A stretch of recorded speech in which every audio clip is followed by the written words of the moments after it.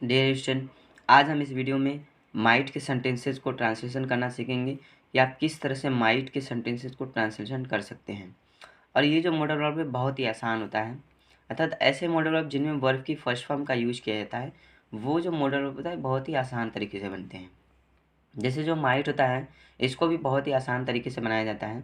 तो सबसे पहले इसके पहचान की तरफ चलते हैं। जो इसका पहचान होता है, सकता था, सकती थी, सकते थे के लिए मॉडल वर्ब जो होता है माइट का यूज किया जाता है और इनमें वर्ब की फर्स्ट फॉर्म का यूज किया जाता है। अर्थात ऐसे मॉडल वर्ब जो एक ही शब्द के होते हैं उन सभी में वर्ब की फर्स्ट फॉर्म का यूज किया जाता है और उन सभी को बनाना बहुत ही आसान होता है।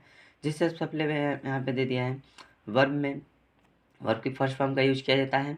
और इसके बाद इसके अफर्मेटिव सेंटेंस की तरफ चलते हैं। जैसे अफर्मेटिव सेंटेंस होता है जिसको हिंदी में बोला जाता है साधारण वाक्य।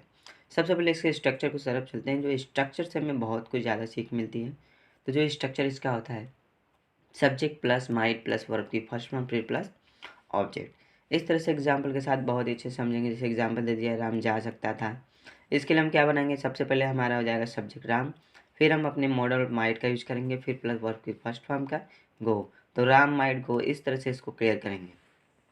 अब इसके नेगेटिव सेंटेंस की तरफ चलते हैं। जैसे नेगेटिव सेंटेंस यहाँ पे दे दिया है जिसको हिंदी में बोला जाता है नकारात्मक वाक्य। तो जैसे सबसे पहले स्ट्रक्चर यहाँ पे दे दिया है, subject plus might plus not plus verb की फर्स्ट फॉर्म फिर प्लस ऑब्जेक्ट। तो इस तरह से इसको क्लियर करेंगे।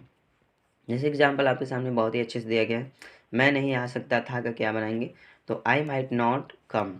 इस तरह से हम इसको क्लियर करेंगे। तो इंटरोगेटिव सेंटेंस की तरफ चलते हैं और इसको बहुत ही अच्छे से एक्सप्लेन करते हैं। तो दो तरह के इंटरोगेटिव सेंटेंस होते हैं, जैसा कि मैंने हर वीडियो में बता रखा है। तब मैं हर वीडियो में बताता हूँ कि जो इंटरोगेटिव वाक्य होते हैं, जो प्रश्न होते हैं, वो दो तरीके से पूछे जाते हैं।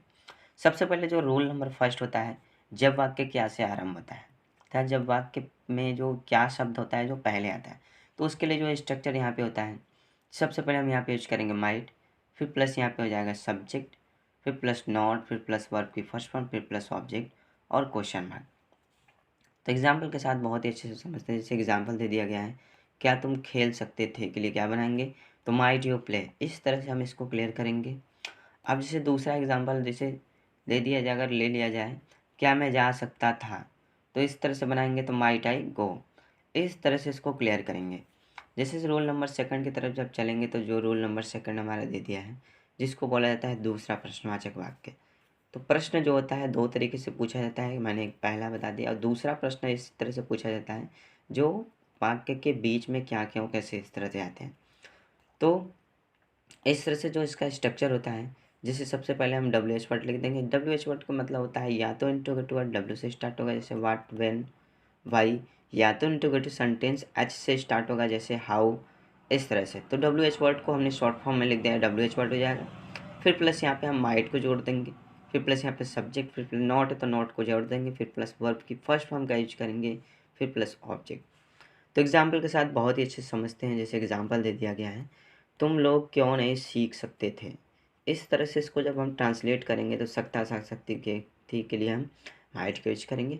तो सबसे पहले जो क्यों आया है इसको हम सबसे पहले लिखेंगे। डब्ल्यू एच फैमिली को सबसे पहले लिखा जाता है, तो वाई हो जाएगा। इसके बाद हम अपने मॉडल और माइट का यूज करेंगे, तो यहाँ पे हो जाएगा वाई माइट। उसके बाद सब्जेक्ट का यूज करेंगे, जैसा कि मैंने स्ट्रक्चर में बता रखा है, तो सब्जेक्ट हो जाएगा। फिर प्लस यहाँ पे नॉट है तो नॉट को हम जोड़ देंगे, फिर प्लस वर्ब की फर्स्ट फॉर्म। सीखने का मीनिंग होता है लर्न, इस तरह से इसको राइट कर देंगे। यदि यहाँ पे ऑब्जेक्ट रहेगा तो इसके आगे लग जाएगा। तो इस तरह से माइट के सेंटेंसेस को हमने क्लियर किया था। माइट के सेंटेंसेस को हमने किस तरह से ट्रांसलेट किया जाता है इसको बनाना सीखा। तो अगले वीडियो में अगले मॉडल आपको ट्रांसलेट करना सीखेंगे। तो इस वीडियो में बस इतना ही।